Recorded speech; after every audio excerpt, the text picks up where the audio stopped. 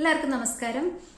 അപ്പോൾ ഇന്ന് ഞാൻ വന്നിരിക്കുന്നത് വളരെ സിമ്പിളായിട്ടും ഈസി ആയിട്ട് ഉണ്ടാക്കാൻ പറ്റിയ ഒരു റെസിപ്പിയുമായിട്ടാണ്. പാൻകേക്ക്. ഞാൻ ഉണ്ടാക്കാൻ പോകുന്നത് ബനാന പാൻകേക്കാണ്. ശരിക്കും എല്ലാവർക്കും ട്രൈ ചെയ്യാവുന്ന ഒരു പാൻകേക്കാണ് ഞാൻ ഇന്ന് കാണിക്കാൻ പോകുന്നത്. കുട്ടികളുടെ ടിഫിൻ ബോക്സിലൊക്കെ വെച്ച് കൊടുക്കാൻ പറ്റിയ ഒരു റെസിപ്പിയാണ്. അതുപോലെ ഗസ്റ്റ് ഒക്കെ വരികയാണെങ്കിൽ നിങ്ങൾക്കിത് പെട്ടെന്ന് റെഡിയാക്കി കൊടുക്കാൻ പറ്റും. അപ്പോൾ ഈ വീഡിയോ കണ്ട് ഇഷ്ടപ്പെടുകയാണെങ്കിൽ എല്ലാവരും ഒന്ന് ലൈക്ക് ചെയ്യാനും ഷെയർ ചെയ്യാനും സബ്സ്ക്രൈബ് ചെയ്യാനും മറക്കരുത്. പിന്നെ തൊട്ടടുത്ത ബെല്ലൈക്കണിൽ ക്ലിക്ക് ചെയ്താൽ മാത്രമേ ഞാനിടുന്ന എല്ലാ വീഡിയോകളുടെ നോട്ടിഫിക്കേഷനും നിങ്ങൾക്ക് കിട്ടുകയുള്ളൂ. അപ്പോൾ അത് മറക്കരുത്. പിന്നെ എല്ലാവരുടെയും കമൻറ്റും ഫീഡ്ബാക്കും ഒക്കെ കമൻറ്റ് ബോക്സിൽ തന്നെ ഇടാനും മറക്കരുത്. അപ്പോൾ നമുക്ക് വീഡിയോ കണ്ടു നോക്കാം. അപ്പോൾ നമുക്ക് തുടങ്ങാം. അപ്പം ഞാൻ എടുത്തിരിക്കുന്ന പഴം ഇതാണ്. ഇവിടെ നമുക്ക് ഇങ്ങനത്തെ പഴമാണ് കൂടുതലും കിട്ടുന്നത്.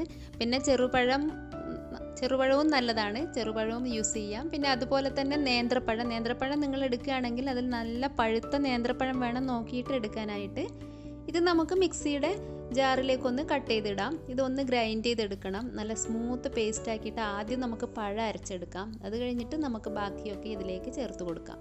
അപ്പം ഞാനിത് ആദ്യം ഒരു 1/4 ഗ്ലാസ് പാലാണ് ചേർത്തിട്ടുള്ളത്. നല്ല തിളപ്പിച്ച് തണുപ്പിച്ച പാലാണ് ഇതിലേക്ക് ചേർത്ത് കൊടുക്കുന്നത്. പാൽ ആദ്യം തന്നെ കുറേ ഒഴിക്കരുത്, പിന്നെ നമുക്കിത് അരഞ്ഞ് കിട്ടില്ല. അപ്പോൾ അങ്ങനെ അരച്ചെടുത്തതാണ് ഇത്. ഇനി ഇതിലേക്ക് നമുക്ക് ബാക്കിയൊക്കെ ചേർത്ത് കൊടുക്കാം. ഞാൻ എടുത്തിരിക്കുന്നത് ഒരു 1/4 കപ്പ് മൈദ, അതുപോലെ തന്നെ 1/4 കപ്പ് ഗോതമ്പ് പൊടി. അപ്പോൾ ഇത് രണ്ടും കൂടെ ആകെ 1 കപ്പ്. ഇതിപ്പോൾ നിങ്ങൾക്ക് വേണമെങ്കിൽ ഇത് പകുതിയോ അല്ലെങ്കിൽ മുഴുവൻ ഹെൽത്തി ആയിട്ട് വേണമെങ്കിൽ നല്ല ഗോതമ്പ് പൊടി മാത്രം അല്ലെങ്കിൽ മൈദ മാത്രം, എങ്ങനെ വേണമെങ്കിലും ചെയ്യാം. ഇനി ഞാൻ ചെയ്തിരിക്കുന്നത് 2 മുട്ട പൊട്ടിച്ചൊഴിക്കുക. അപ്പോൾ മുട്ടയുടെ സ്മെല്ല് അത്ര ഇഷ്ടമല്ലാത്തവർക്ക് 1 മുട്ട ചേർത്ത് കൊടുക്കാവുന്നതാണ്. അപ്പോൾ ഞാൻ 2 മുട്ട എടുത്തിട്ടുണ്ട്. ഇനി നമുക്ക് മധുരത്തിന് പഞ്ചസാര ചേർത്ത് കൊടുക്കണം. 2 ടേബിൾ സ്പൂൺ വരെ ഞാൻ ചേർത്ത് കൊടുത്തിട്ടുണ്ട്. കാരണം പഴത്തിന് നല്ല മധുരം ഉള്ളതാണ്.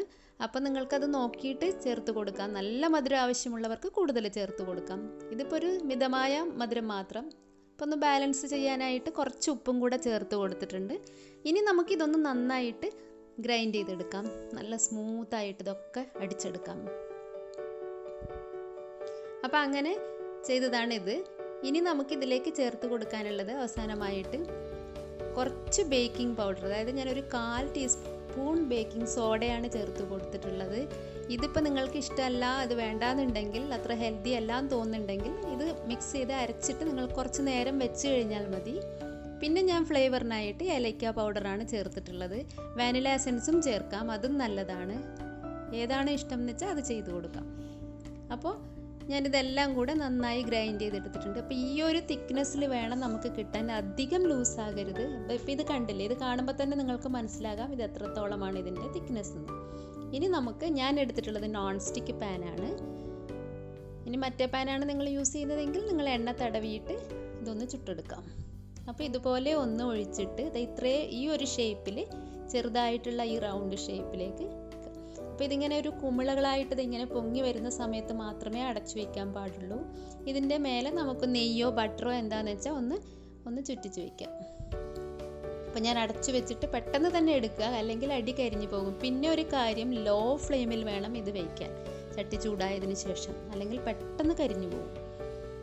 അപ്പോൾ ഇതാണ് ഇതിൻ്റെ കറക്റ്റ് തിരിച്ചിട്ട സമയത്ത് ആ കളറ്, ഇതാണ് ശരിക്കും പാൻകേക്കിൻ്റെ കളറ്. ഇനി ഇതിൻ്റെ മേലെയും കൂടെ ഒന്ന് ബട്ടർ നമുക്ക് ഇതുപോലെ ഒന്ന് തടവി കൊടുക്കാം. അപ്പോൾ കുട്ടികൾക്കൊക്കെ ആണെങ്കിൽ കൂടുതൽ ബട്ടർ ഉപയോഗിക്കാം കേട്ടോ. അപ്പോൾ അത് റെഡി ആയിട്ടുണ്ട്. ഇതുപോലെ ഞാൻ ബാക്കിയെല്ലാം ചുട്ടെടുക്കുകയാണ്. കറക്റ്റ് ലോ ഫ്ലെയിമിൽ വയ്ക്കണം, അതൊരിക്കലും മറക്കരുത്. കാരണം ഇത് പെട്ടെന്ന് റെഡിയായി കിട്ടുന്നതാണ്. ഇത് അടിയൊക്കെ കരിഞ്ഞു പോവും. അപ്പോൾ ഇങ്ങനെ വേണം ഇത്. കണ്ട ഈ കുമിളകൾ വരുമ്പോൾ ഒന്ന് നെയ്യ് ഇത് ഒഴിച്ചു കൊടുക്കാം. പെട്ടെന്ന് അടച്ചു വെച്ചിട്ട് രണ്ടാമത് വീണ്ടും തന്നെ നമുക്കിത് പെട്ടെന്ന് റെഡിയാക്കി എടുക്കാവുന്നതേ ഉള്ളൂ. അപ്പോൾ ഇതുപോലെ ഞാൻ എല്ലാം ചുട്ടെടുക്കുന്നുണ്ട്. അപ്പോൾ നിങ്ങൾ എല്ലാവരും ഇതൊന്ന് ട്രൈ ചെയ്ത് നോക്കണം. ഇത്ര ഈസി, ഭയങ്കര സിമ്പിളാണ് ഇത് ഉണ്ടാക്കാൻ. അപ്പോൾ പെട്ടെന്ന് തന്നെ ഗസ്റ്റും അതുപോലെ കുട്ടികൾക്കൊക്കെ ആണെങ്കിലും നല്ല ടേസ്റ്റാണ് സംഭവം. അപ്പോൾ ഞാൻ എല്ലാം റെഡിയാക്കി വെച്ചിട്ടുണ്ട് നമ്മുടെ പാൻകേക്ക്. അപ്പോൾ എല്ലാവരും ഒന്ന് ട്രൈ ചെയ്ത് നോക്കണേ.